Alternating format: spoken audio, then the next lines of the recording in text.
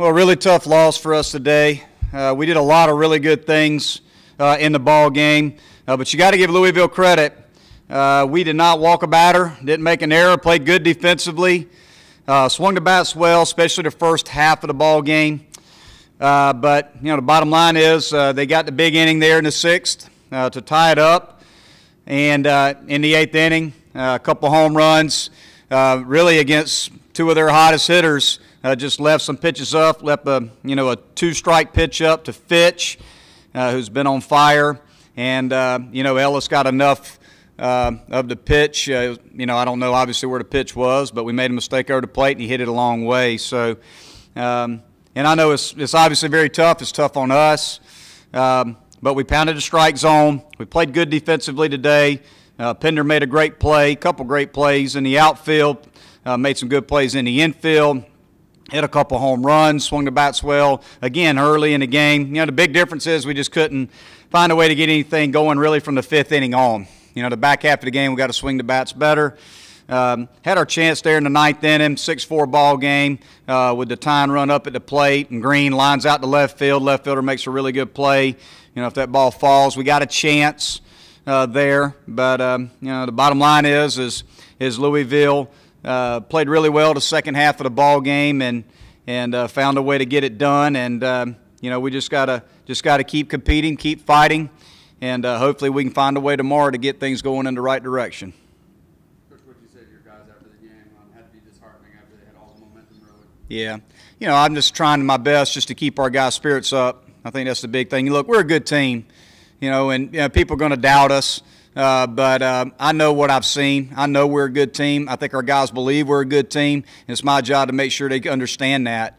Whatever way we get into the postseason, people aren't going to want to play Clemson. And that's the message we're sending them to our players is that, look, you got to keep your spirits up, keep fighting. We're a good team. And whatever happens to us from here on out, people know we're a good team. And, we just got to play good baseball. And I thought we played pretty good baseball today. The bottom line is late in the ball game, we left a few balls up, and they got hit out of the park by their two best hitters. And you got to give Louisville credit for that.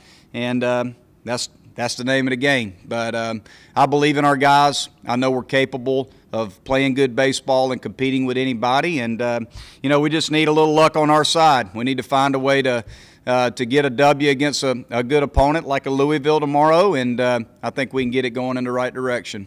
How important is that, just from a psychological perspective, to come out and reverse this trend? Yeah. Well, it's the game is so mental. I mean, you just look at the waves that our team has went through this year. Look at what tying the ball game against the South Carolina early in the season did for our team and what we did after that.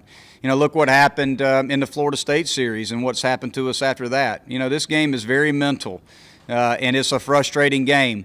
And sometimes things just happen. So the bottom line is we just got to stay loose. We got to keep competing. Leadership on the team's got to keep pushing the younger guys. Keep your heads up. Keep fighting. And I'll be honest with you, today I felt like our energy level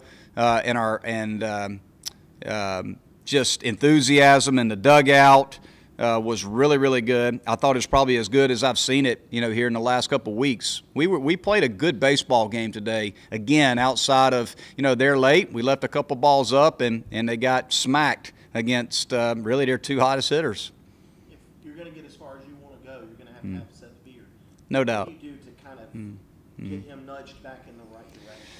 Like a lot of good hitters, oftentimes, again, it's between the ears, and Seth's just got to relax and just see the ball and hit the ball. He's just got to be aggressive in the strike zone.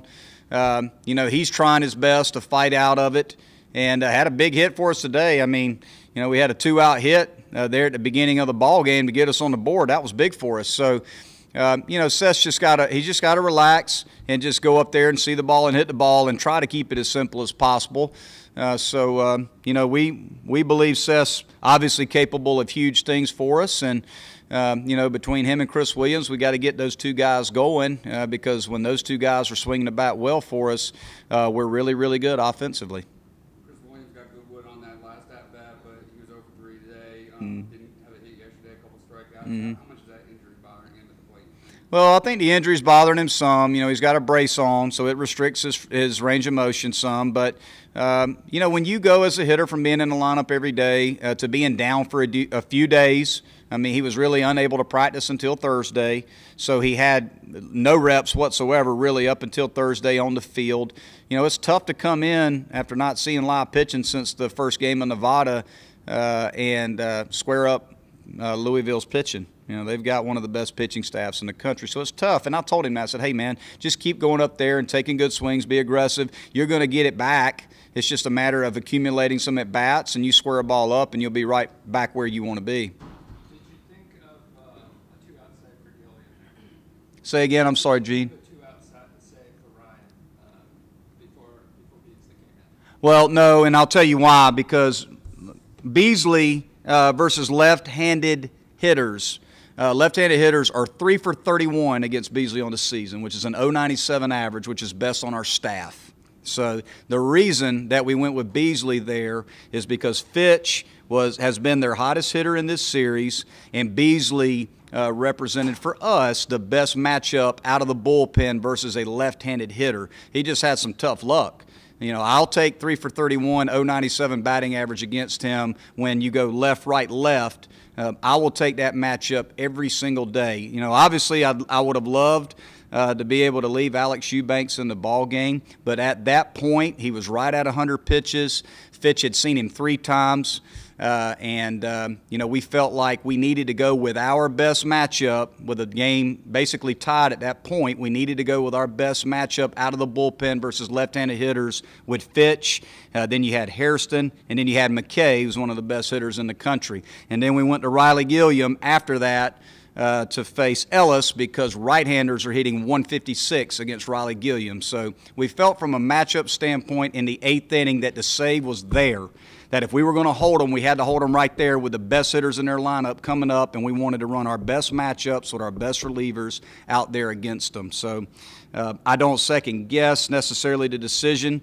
Obviously, it didn't work out the way we wanted it to, but that being said, when you look at our line, we struck out 9 guys today in their lineup and didn't walk a batter. So, you know, we threw the ball well. The bottom line is when they got guys on, their 2 best hitters ran in the balls. Those guys are really good hitters, and you just got to give them credit. So, and hopefully tomorrow, you know, our guys can find a way to run into a few balls in the back half of the game like we did in the front half of the game, and you know, we can score some runs for Pat Crawl.